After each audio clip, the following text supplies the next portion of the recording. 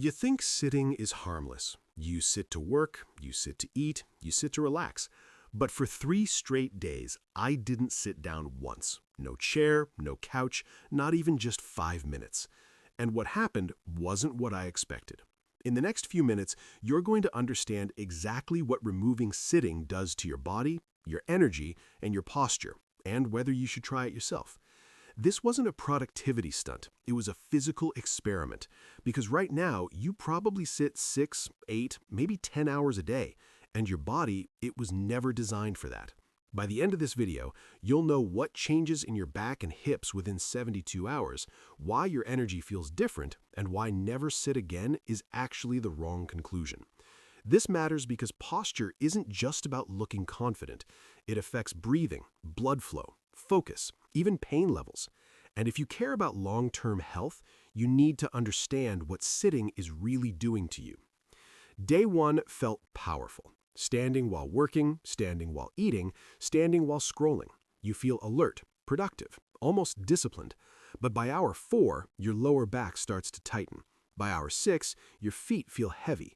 Standing isn't passive. Your calves, glutes, core stabilizers, and spinal muscles are constantly working, even if you don't notice it. If you're used to sitting all day, those muscles are deconditioned. So when you suddenly demand activity from them for 10 to 12 hours straight, fatigue hits fast. But here's the interesting part. That tight, compressed feeling in your hips, it starts to ease because you're no longer keeping them locked at 90 degrees all day. Your hip flexors aren't constantly shortened, and that alone changes how your pelvis sits. Day 2 feels different. You wake up stiff, but not in a bad way.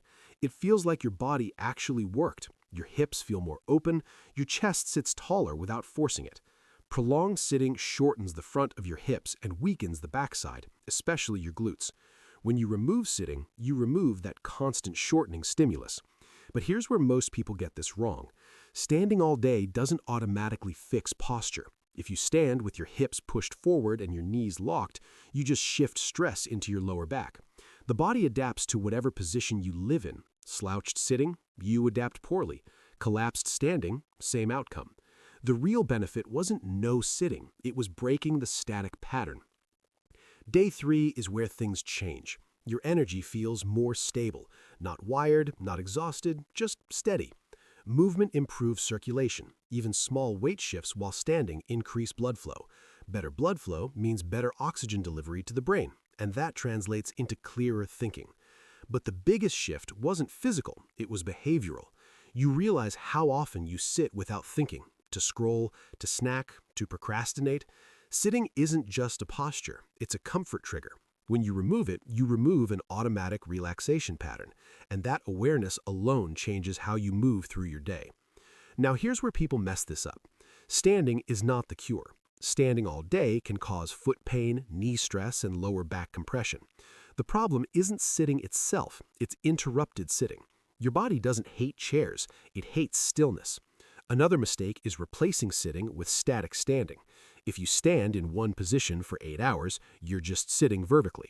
The body thrives on variation. Sit, stand, walk, stretch, repeat. And the third mistake, going extreme too fast. If you jump from 10 hours of sitting to 0 overnight, you overload tissues that haven't adapted. Tendons and fascia adapt slowly. Shock them, and pain shows up. Then you blame standing, when really it was the sudden load. So what's the right move? Don't eliminate sitting, interrupt it. If you're sitting 6 to 8 hours a day, stand up every 30 to 45 minutes. Move for 2 minutes. Do 10 bodyweight squats. Stretch your hip flexors once in the morning and once at night. That's it. No extreme detox, no dramatic overhaul. Just strategic movement. After 7 days, notice how your lower back feels. Notice how your hips move. Notice how your energy shifts during work. If you want to rebuild your posture, core stability, and daily movement patterns the right way, the next logical step is in the link below.